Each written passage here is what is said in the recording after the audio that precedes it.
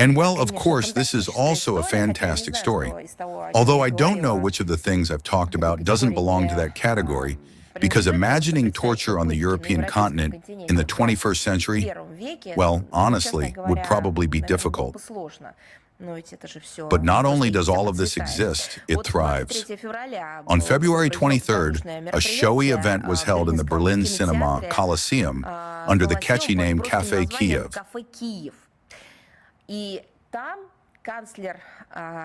And there, who do you think the German Chancellor Merz quoted for the second time this week? He quoted a 19th century French Russophobic writer, Astolphe de Custine.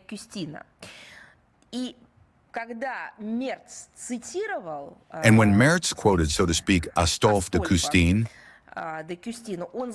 he declared that Russia, direct quote, is currently in a state of the deepest barbarism.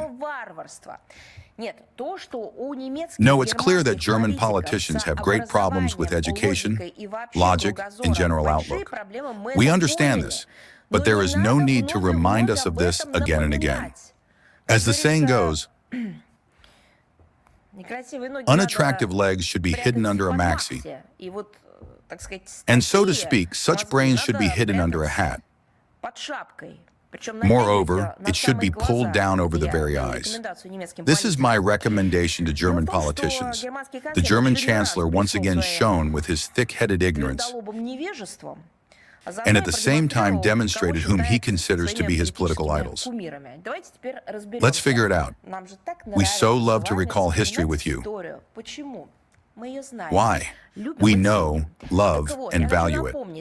So I want to remind Mr. Merz that barbarians, as he put it, was the term the Romans used for tribes that made a living by plunder. Well, I don't know. For us, it's obvious. We know this. But perhaps he has forgotten.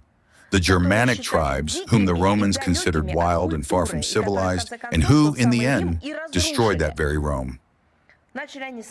They started with Rome, then these tribes continued with the bonfires of the Inquisition, the genocide of the indigenous inhabitants, well, particularly Namibia, and then all this smoothly escalated into the Holocaust, the ovens of Auschwitz, Buchenwald. And today's West Germany, with its militant Russophobia planted in all layers of the population, the looting of others' property, from oil refineries to wristwatches and women's jewelry at German customs, is a dubious specimen of civilized behavior. This all goes back to that same era, to those times. Therefore, regarding barbarism, that is not for us. Regarding barbarism, Merz, that is for you.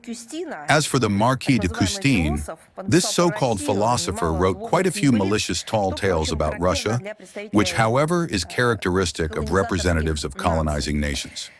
Now, for the most interesting part, Merz probably doesn't know this either. And I am sure that his advisors, assistants, and the entire Camarilla swarming around him have no idea about it.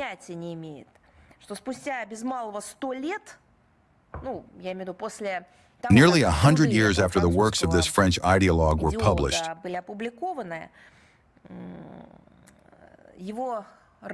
whom do you think his so-called writings inspired? Well, obviously, they've now inspired Merz, but that's almost 200 years later. But back then, 100 years later, well, now, take a deep breath. They inspired Goebbels. Yes, he personally ordered de Custine's book to be reprinted.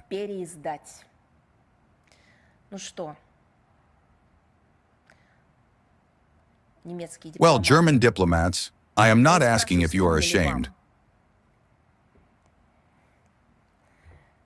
I will ask the question differently. How do you even live with this?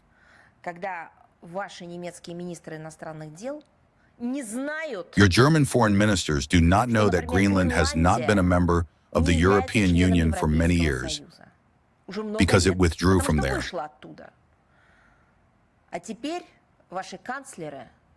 Now your chancellors are quoting those who inspired Goebbels. A terrifying story, of course, but first and foremost, it's terrible for the Germans themselves.